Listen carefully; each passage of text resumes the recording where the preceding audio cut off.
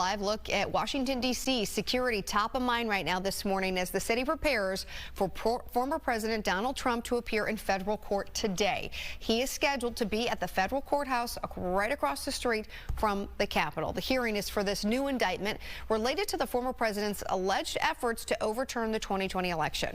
Doug Lazater is outside of that courthouse where this will all happen later today. He's live for us this morning. Doug, what should we expect later as things get underway?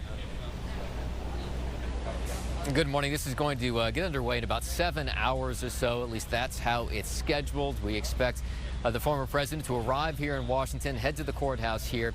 Beyond that, it's a pretty cut and dry hearing. This is just an initial appearance as the president deals with this latest indictment.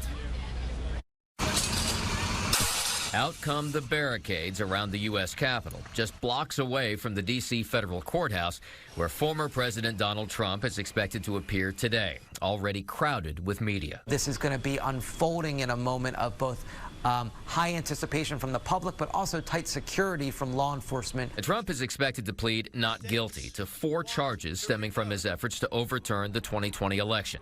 One of his attorneys says this is a free speech case. I don't think it's going to be a successful case. I think it's very weak, and I think the American public knows the motivations behind this. At the same time, a central figure is a Trump rival for the Republican nomination, former Vice President Mike Pence, who resisted Trump's pressure to refuse to certify the election. Sadly, the president was surrounded by a group of crackpot lawyers that kept telling him what his itching ears wanted to hear. Some of those lawyers are believed to be among the co-conspirators outlined in the new indictment, and they could eventually face charges as well. At the same time, Trump is facing other indictments, including the one in Florida over his handling of classified documents, and there are new questions about the timeline. They just put in a superseding indictment, added a party. I think the Trump people can say this is now a different case. You should give us a different trial date. So it's going to be tough. This guy's dance card is filling up fast. And it's not clear what this ultimate schedule will look like. The prosecutor in this case has talked about trying to move pretty quickly. The Trump team may try to kind of stretch that out.